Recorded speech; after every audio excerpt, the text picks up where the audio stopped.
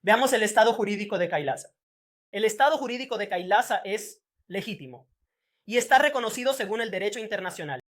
Kailasa es un sujeto soberano del derecho internacional, poseyendo atributos distintivos derivados de la herencia del Pontífice Supremo del hinduismo, de la sucesión ininterrumpida y la revitalización de 21 antiguos estados soberanos hindúes e instituciones eclesiásticas hindúes, como el Swarnapeter Swarna Samaraya Sarvagnapitam y el Shyamala-Peter Sarvagnapitam.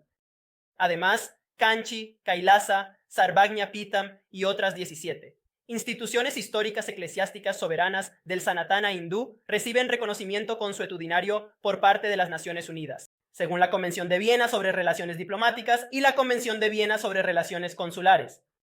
Además de esto, Kailasa cumple con todos los criterios para ser considerado un estado que se establecen en la Convención de Montevideo sobre los derechos y deberes de los estados. La Convención de Montevideo establece muy claramente 4 capacidades importantes para un estado, para ser reconocido como un estado. El punto número 1 comienza con una población permanente. Kailasa, por supuesto, tiene una comunidad bien definida de ciudadanos que están unificados por lazos culturales, religiosos e históricos, viviendo en los territorios soberanos de Kailasa. Segundo, territorio definido. Kailasa mantiene soberanía territorial que ha sido otorgada por varios países de todo el mundo. Tercero, gobierno. Kailasa tiene un gobierno muy bien establecido y funcional con capacidades administrativas.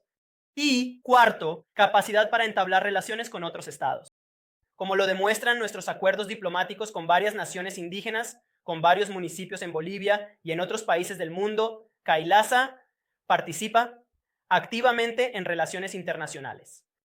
La Convención de Montevideo sobre los derechos y deberes de los estados establece muy claramente que la existencia política de un estado es independiente del reconocimiento por parte de otros estados. Por favor, tengan muy claro, la existencia política del estado es independiente del reconocimiento por parte de otros estados. Y esto enfatiza los derechos inherentes de los estados a la autogobernanza, a la integridad territorial y a la independencia política. Además de esto, la doctrina de la continuidad se aplica a Kailasa. El derecho internacional reconoce la personalidad jurídica de un Estado al reconocer su identidad. Esta perspectiva se extiende a periodos de anexión u ocupación, donde se considera que la personalidad jurídica de un Estado persiste, permitiendo su posterior establecimiento. Ejemplos históricos que datan del siglo XVIII incluyen casos como Portugal y Génova, y casos de restablecimiento de estados después del Congreso de Viena de 1850. Además, ejemplos como Polonia, Etiopía, Checoslovaquia, Albania y Austria durante y después de la Segunda Guerra Mundial sirven como otros casos modernos de restablecimiento de estados, ofreciendo evidencias adicionales para reconocer y preservar la personalidad jurídica de un estado a lo largo de un largo periodo de tiempo. Por la doctrina de la continuidad, los hechos legales. En el contexto de la historia del Estado soberano hindú del reino de Surangi, el sumo pontífice del hinduismo deriva todos los derechos soberanos y los poderes de la línea real como soberano de la herencia y la continuación de la sucesión ininterrumpida del reino de Surangi.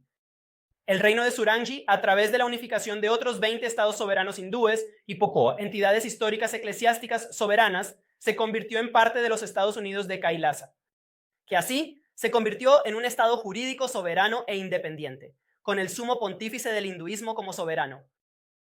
Esto forma la base de cómo se ha establecido Kailasa y los derechos que están investidos en Kailasa. Veamos más detalles sobre la condición de estado de jure y de facto que disfruta Kailasa. Los 3 antiguos estados soberanos de Kailasa, a saber, el reino de Suryavamsa, el soberano de Petersburg, y el Shyamala-Peetam Sarvagnapitam, poseían todas las características de un estado en todo momento de la historia. Aunque en varios momentos, temporalmente, perdieron el control de su territorio, esto no niega la existencia de Kailasa. Según la doctrina de la continuidad en el derecho consuetudinario internacional, que establece muy claramente que los levantamientos y revoluciones dentro de un país, los cambios en las formas de gobierno, la extensión del territorio de un país y las medidas tomadas durante una ocupación militar no afectan la existencia de un Estado. Como Estado jurídico, Kailasa posee una personalidad jurídica internacional, lo que significa que puede celebrar tratados, unirse a organizaciones internacionales y presentar reclamaciones en todos los tribunales internacionales.